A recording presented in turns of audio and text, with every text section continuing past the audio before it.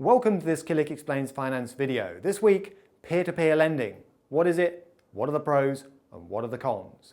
So why am I talking about it now? Well, it's pretty topical because, first of all, it's getting bigger and bigger business. According to KPMG and Cambridge University, this is a market that was worth 3.2 billion in Britain alone last year and more in the US. And that number's rising all the time.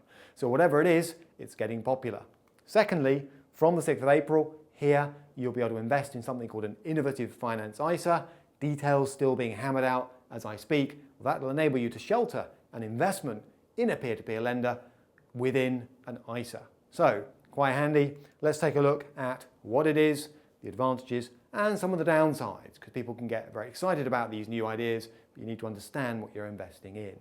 So it's built on the principle of lending money to earn a return. So let's start with a basic loan outside of a peer-to-peer lender, let's say. So the idea is you lend your money to someone who needs it.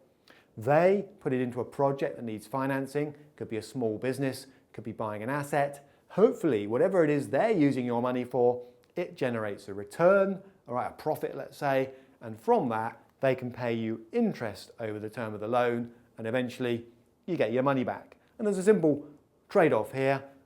The riskier the borrower and the project needing finance, the higher the rate of interest you'd hope to earn, and the greater the risk that they don't actually pay you back your capital. Now, this isn't peer-to-peer lending, strictly speaking, is the way I want to talk about it. This is just making a loan, okay? Now, key factors, and this is important for what's coming up, would include, as the lender, you want to know how much. And you might have a problem straight away because the person borrowing might not have the same amount in mind. How long? Again, you might hit a problem. You might agree 5 years, but you may not. How risky? And risk comes in two guises, if you like. First of all, will I get my money back at all? And secondly, will I get it back early?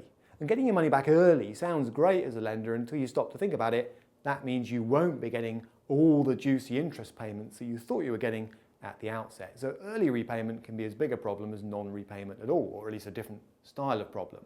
And all these things you've got to think about. And normally what people do is hand that over to a bank. Right? Banks do lending, I don't do lending. Well, peer-to-peer stepped in and gone, you can effectively be kind of a bank. So let's take a look at that. Now, the peer-to-peer idea, there are two of them actually. There are basically two peer-to-peer models. One thing, a peer-to-peer lender, which is basically a website backed by some clever people and kit, can do for you is identify a pool of borrowers. So bring them all together, because otherwise, you might not know any, and then you choose the ones you think you want to lend to, and the website enables you to make separate loans to those four people, the kind of people you want to lend money to that meet your kind of ethical standards and so on. Fine, that is one way of doing it. And the peer-to-peer lending website is just a facilitator, if you like, but it comes with some headaches. Number one, those four loans might all carry different interest rates. Number two, they might all have different repayment dates. Number three, they might all have different risk profiles. Borrower one might be really low risk, borrower four might be really high risk. So you've got to manage all that. And for a lot of people, that sounds like a bit of a headache. It's useful to have someone bring me some borrowers, if you like, if I'm prepared to lend money, but I don't want all that hassle. So what a lot of peer-to-peer lenders will do is say, right, let's take away a lot of that hassle. We'll come up with a pool of borrowers waiting for your money. You will basically then lend money to the pool and get standardized rates in return. So you'll get maybe 5% over 5 years. And let us worry about who these people are and so on and so forth. So we'll take away some of the administrative hassle, but they're not taking away all of the risk, as we'll see in a moment. So that's going to be quite popular. Why? Well, you can see it's quite popular because some big names have entered the market and are growing all the time. These are just three: Zopa, RateSetter, Funding Circle. Could have put Wellesley up there, for example, also known as crowd lending. But why are they growing so quickly? Well, because from a lender's point of view, from your point of view, there are some big upsides here. Your money's being used for a defined commercial purpose. People like the idea, oh, I'm actually lending to somebody who needs the money to run a business. All right, number two, you're generally going to get much higher interest rates via peer-to-peer than you get on a savings account right now. Number three, by spreading your investment, the second route I mentioned, you can reduce the default risk but not eliminate it. And the idea of sheltering an investment within an ISA will appeal to people too next year. But be careful. Although this is an FCA regulated industry and has been for some time, catch number one is it's not covered by the FCA's compensation scheme rules. All right? Your money may not be put to work immediately. Sometimes peer-to-peer lenders will take your money and sit on it for a while. Thirdly, if a P2P lender goes bust, you are still responsible for the underlying loans. Potentially you're still exposed, in other words, you may not get your money back.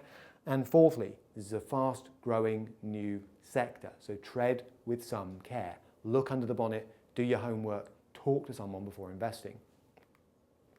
Now, what do I mean by that? Well, what I mean by that is this. If someone comes to you as a peer-to-peer lender and said, give us your money, you can lend it for 5 years and we'll give you 8%. That sounds pretty attractive in the current interest rate environment, but watch out. There are no free lunches in investing, and this is no exception. You need to do a bit of digging around. Look at what is in that pool. In other words, are you making a mixture of good loans, okay loans, and risky loans? In other words, are the borrowers sort of high, middle, and low quality? Because the danger is this. You come in looking at that 8% rate, some of those risky loans get into trouble and default, and suddenly your returns and even your original capital could be under threat. So look under the bonnet. All right, take a look before you leap is the key message there. Now, I've covered a lot of ground on what is peer-to-peer and the pros and cons. It's an exciting new area. Any questions, to the usual place, and I'll be happy to try and deal with them for you.